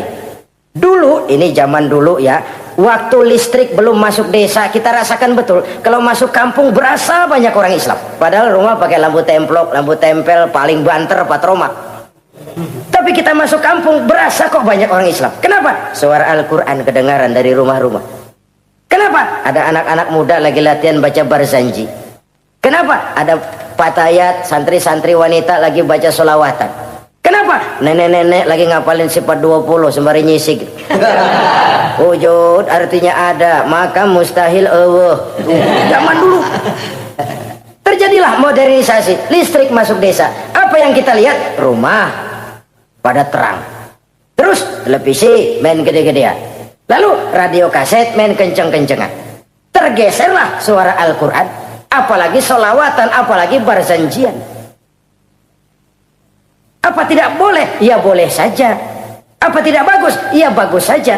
Tapi kalau harus menggeser, apalagi menggusur nilai-nilai positif, itu yang kita prihatin. Kan Nabi mengingatkan, la tattabi'anna sunnana man kana qablakum shibran bi shibrin wa zira'an bi zira'in. Kamu akan ikuti tingkah laku orang-orang sebelum kamu. Cuma ikut-ikutannya nggak berasa, sejengkal, lalu sehasta, lalu semeter, lalu 3 meter. Begitu enak kamu ikut-ikutan budaya orang lain, sampai yang kamu ikuti masuk lubang biawak, kamu akan masuk juga ke dalamnya. Inilah kehidupan kita, inilah kehidupan anak-anak kita. Jujur mereka lebih kenal Valentine Day daripada Muharram. Anak-anak kita, anak-anak muslim, kalau kita menghitung Muharram sampai Zulhijjah nggak hafal. Kalau Januari sampai Desember, anak-anak kita bangun tidur hafal. Muharram sampai Zulhijjah, jangan anaknya, bapaknya keder. Kita hanyut oleh budaya-budaya yang, ya bukan saya katakan bukan tidak baik, tapi kalau harus menggeser, apalagi menggusur yang ada kaitannya dengan nilai agama, ini kan ironi. Ikut-ikutan kita sejengkal, semeter, sampai yang diikutin masuk lubang biawak, udah kadang asik ikut, ya ikut juga nyemplung ke dalamnya.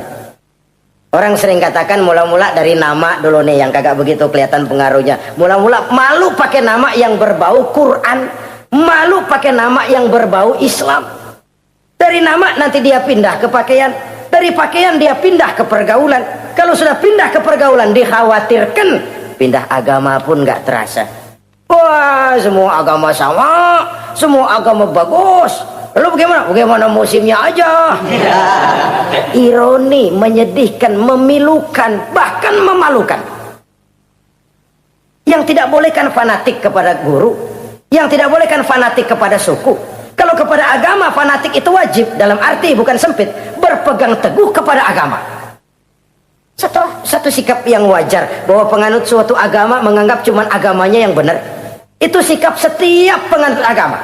Orang Kristen begitu, orang Hindu begitu, orang Buddha begitu. Kenapa kalau orang Islam begitu lalu dianggap ekstrim? Sebagai Muslim saya yakin cuma Islam yang benar. Kristen juga akan bilang begitu. Kristen yang benar, Buddha juga akan bilang begitu. Ini fanatisme dan wajar penganut suatu agama menganggap cuma agamanya yang benar. Yang lain juga bersikap begitu. Tapi kalau Islam saja yang bilang ekstrim katanya. Dunia internasional sendiri kadang-kadang, kalau sudah ekstremis, teroris, kok cepat sekali alamatnya ke Islam. Saudara-saudara kaum muslimin rahimakumullah, saya kembali kepada soal kita.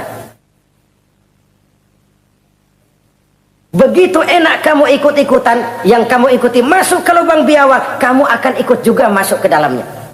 Maka hati-hati bergaul, maka hati-hati memilih teman, maka baik teman pergaulan, lebih-lebih teman hidup. Karena orang sering bilang cinta itu love is blind katanya ya. Cinta itu kotok, cinta itu buta, cinta itu lamur, nggak bisa bedain coklat, nggak bisa bedain yang lain-lain. Orang sering kehilangan pertimbangan. Demi cinta akidah terjual, demi cinta akidah tergadai. Tidak ada kemalangan yang paling malang kecuali kalau kita harus berpisah dengan akidah. Sebab itu modal dasar. Nah, orang yang bertakwa, dia beriman kepada Al-Quran. Beriman kepada Quran artinya apa? Menjadikan Quran sebagai imam dan dia sebagai makmum. Konsekuensinya, makmum harus ikut imam.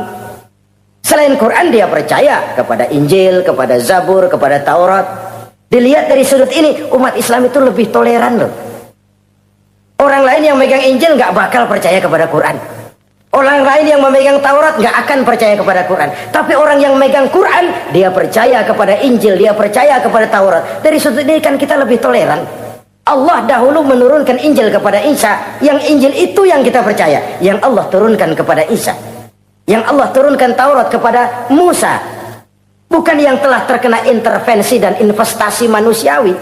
Dan percaya pun terbatas percaya kepada adanya, bukan kepada mengamalkannya. Kenapa? Karena ordenya udah lewat. Kita percaya Bung Karno adalah presiden pertama Republik Indonesia. Tapi kan udah lewat.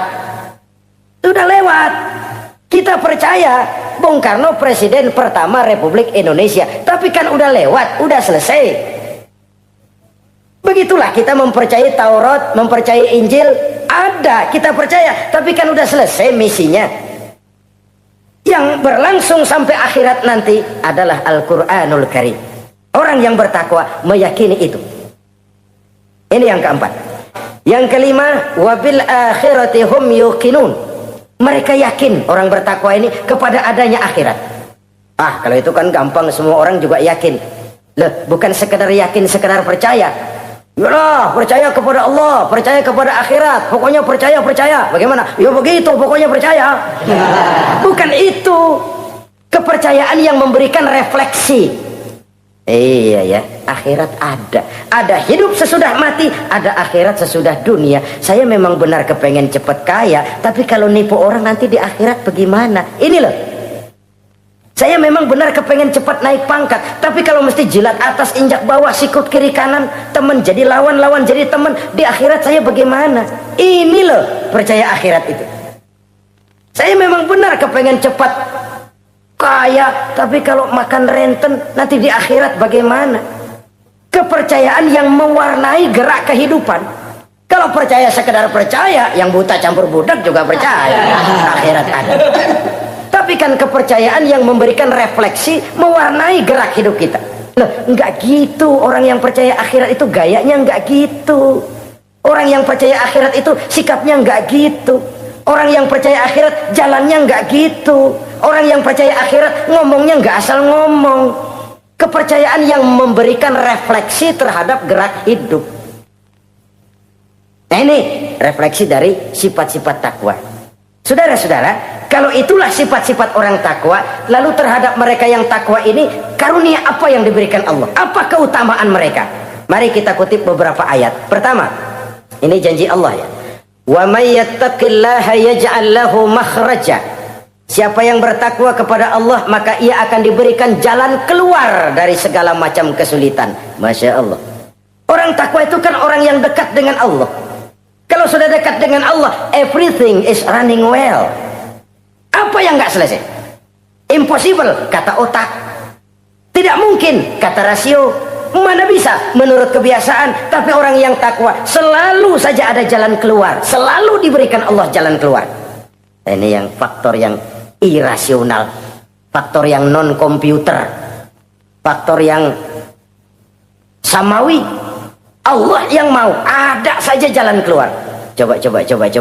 Waktu terjadi peristiwa hijrah, Masya Allah, Rasulullah itu sudah dikepung rapat rumahnya, pagar betis. Jangan manusia, tikus saja nggak bisa lewat. Rapat di pagar betis. Kesepakatan sudah jelas, membunuh Muhammad bersama-sama. Apa yang terjadi? Ketika Nabi keluar, buka pintu, وَجَعَلْنَا مِنْ بَيْنِ أَيْدِيهِمْ شَدَّ وَمِنْ خَلْفِهِمْ شَدَّ فَأَغْشَيْنَاهُمْ فَهُمْ لَا يُبْصِرُونَ. Di depan, belakang, di kiri, kanan mereka kami jadikan dinding, kami butakan mereka. Mereka enggak lihat Muhammad keluar dari rumahnya. Allah berikan jalan keluar. Padahal Quraisy siaga satu, pita merah, apel siap, mata menteleng, Nabi lewat enggak kelihatan. Persis ikan bandeng. Ikan bandeng kan melotot, colok diam aja, enggak lihat apa-apa.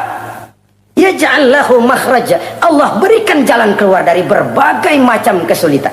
Sesuatu yang menurut kita, aduh udah dah, nyerah dah, nggak bisa dah. Tapi orang yang takwa kepada Allah, Allah janji, Allah lah yang janji ini. Yaj'al lahu makhraja. Allah akan berikan jalan keluar dari segala macam kesulitan.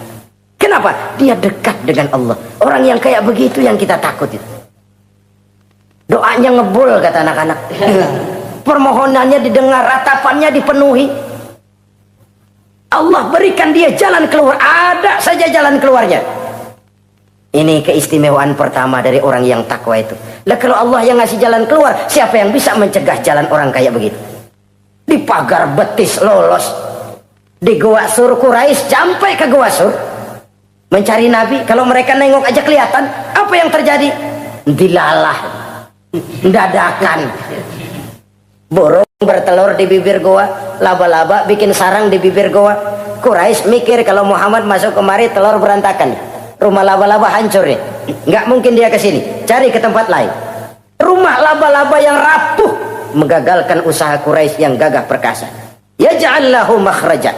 Allah berikan jalan keluar. Ini yang pertama. Yang kedua, wa yarzuqhu min haitsu la yahtasib.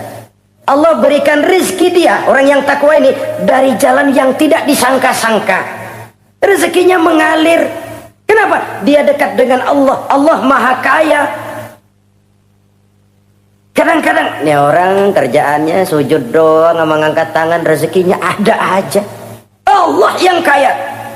Allah yang Maha tahu. Orang yang takwa walaupun gajinya kagak ada, penghasilannya gede. Allah yang memberi. Jangan lupa itu, ada gaji, ada penghasilan. Kalau gaji pun ada ukurannya. Kadang-kadang ada orang gajinya kecil, penghasilannya gede. Pokoknya jadi lurah musim gusuran. Itu penghasilan. Kalau gaji bisa diukur, tapi penghasilan gede lah. Kalau semeter komisinya sekian kan gede tuh penghasilan. Ada juga yang memang gaji gede, penghasilan gede. Ini pejabat-pejabat yang banyak sikutannya tuh. Saudara-saudara kaum muslimin, orang yang bertakwa itu yarzuqhu min haitsu la yahtasib. Allah berikan rezeki lewat jalan yang dia nggak sangka-sangka. Ada aja jalannya. Nggak punya duit tapi haji bisa pergi. Nggak punya duit tapi ya hidupnya wajar. Tamu datang balahan. Pernah itu ada tamu di Jawa Timur sana datang ke rumah seorang kiai. Ratusan tamu dikasih makan semua. Padahal kiai rumahnya gede. Tamu ada yang dalam hatinya nyeletuk, ini kiai bisa ngasih makan orang satu rombongan banyak begini, duit dari mana ini?